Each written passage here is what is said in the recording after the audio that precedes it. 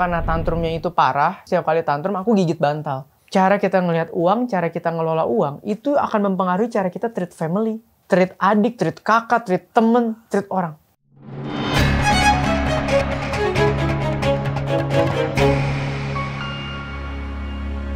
Aku lahir 93 di Jakarta, di area Mangga Besar. Backgroundku itu aku anak single parent, ikut mama. Dari cerita mama, itu di 4-5 bulan lah waktu di dalam kandungan akhirnya berpisah. Makanya aku lahir prematur 7 bulan. Jadi lumayan tense tuh dulu mama dalam kondisi mengandung. Jadi aku tuh dulu lahir berat 1,7 kilo, turun sampai 1,4. Terus dokter bilang kayak, ini prematur 1,4 kilo nih gue nanganin belum pernah ada yang survive nih. Ternyata lewat masa kritis, didoain, puji Tuhan, ya jadilah tetap hidup gitu. Kenapa namanya Theo? Theo itu sebenarnya kalau di Google atau dicari bahasa dari sananya itu dari Theos. Theos itu artinya Tuhan. Jadi Theoderic tuh dikasih nama gitu, kata pendeta, katanya anak yang diselamatkan. Mama itu ordinary worker, pergi bekerja. Jadi waktu aku dulu sampai umur 7-8 tahun aku tinggal sama omah. Ordinary worker tuh bukan kayak career woman atau kayak alpha female zaman ini gitu loh, yang kayak very strong, ambisius, enggak. Tipe mama tuh tipe yang, dia penting survive deh. Jadi mungkin ada kesempatan misalnya waktu itu ikut temennya kerja di pabrik plastik, bantu catet-catet stok, biji-biji plastik, macem-macem. Dulu pernah jadi tour guide juga. Itu kejadiannya waktu sekolah, kelas 4-5 SD, aku lupa deh pokoknya. Zaman orang tua datang ke sekolah. Terus biasa kan kita pasti lihat, oh ada si papa A, papa B, papa C. Nah, at that moment itu aku agak tantrum. Karena ternyata, oh kok ada rasa kangen, campur pengen, campur apa nih ngelihat orang ada papanya datang ke sekolah. Sedangkan aku waktu itu nggak bisa. Aku cukup dekat sama kepala sekolah. Karena kepala sekolahnya yang bantu aku untuk dapat pengurangan uang sekolah. Jadi ketika hal-hal kayak gitu terjadi tantrum, mama udah bilang, cari Ibu Lukman, nah namanya tuh. Ya udah cari, cita-cita, jadi kadang nangis di kantor dia gitu. Jadi ada masa-masanya tantrum karena iri melihat figur orang tua tuh ada. Karena dulu karena tantrumnya itu parah, setiap kali tantrum aku gigit bantal. Jadi kalau gigit bantal tuh bisa sampai robek, jadi keluar kapuknya atau apanya gitu. Ya tantrumku dulu kayak gitu. Apapun lu boleh nggak dapet, pendidikan lo harus dapet. Nah itu prinsip hidup mama. Buat orang-orang yang menengah ke bawah, yang mau breakthrough kondisi ekonomi, pendidikan tuh satu-satunya modal. Modalnya di situ doang.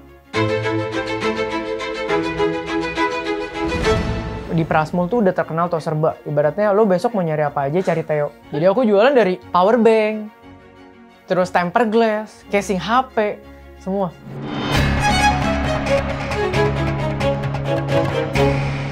Spark dalam diri aku sebenarnya dari dulu yang aku percaya untuk membuat bisa melewati itu semua adalah genuity.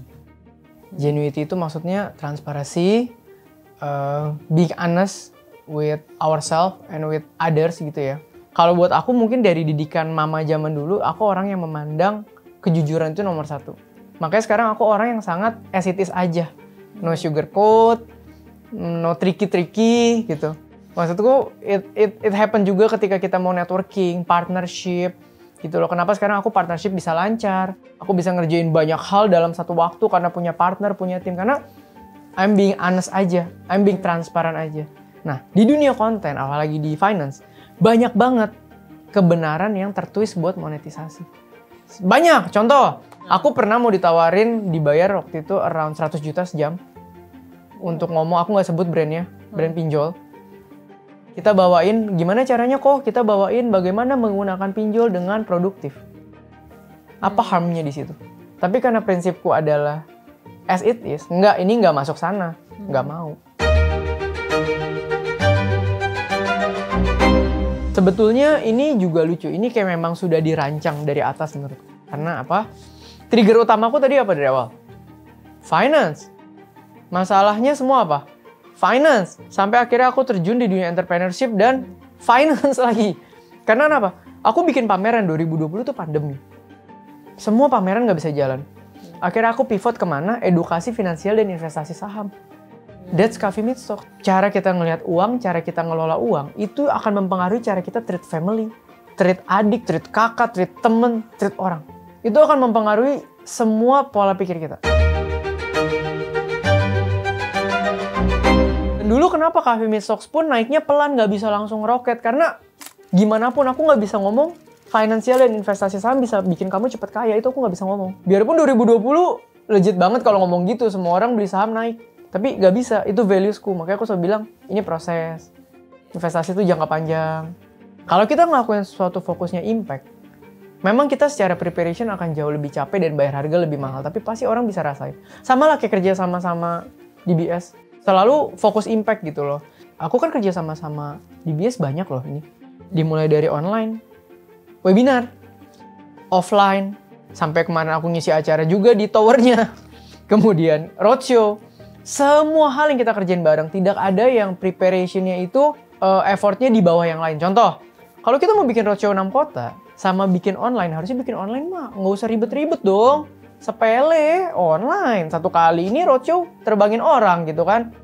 Enggak, ribetnya sama. Ribet tuh dalam artian apa? Kriterianya tuh banyak gitu loh. Banyak supaya mencapai impact yang bagus. Kita kalau sampein ini gimana?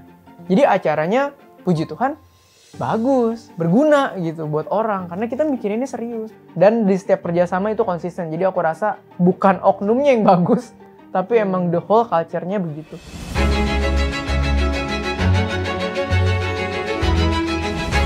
Kalau nasabah Treasures itu sebetulnya belum lama. Mungkin 1,5 tahun atau hampir 2 tahun. Digibanknya udah lama gitu loh. Dan apa ya? Karena mungkin dari awal sudah berangkat duluan sebagai bank digital. Jadi aku juga sudah terbiasa pakai bank digital tuh awalnya Digibank doang. Namanya duit. Itu tuh nggak segampang itu untuk... Mungkin kita taruh 10 juta tes. Berani. Bank baru misalnya. Upgrade 100. Berani. Taruh 500 dah. Beda pertanyaan. Taruh 800. Beda pertanyaan dong. Ini bang, sampai kapan umurnya? Ini bang, gimana? Nah kalau di Digibank aku udah lama dan aku lihat DBS juga kan dari Singapura sendiri very strong ya. Jadi aku ngerasa oke, ini terpercaya. Terus pas kerja sama aku ngeliat juga, kalau orang yang kerjanya kayak gini logikanya, direksinya, BOD-nya semua juga begini. Masa sih bank yang dilakukan dengan orang-orang yang idealis, punya standar yang bagus, punya values, hasilnya nggak bagus? Nggak mungkin. My spark is genuinity and I trust it. Trust your spark.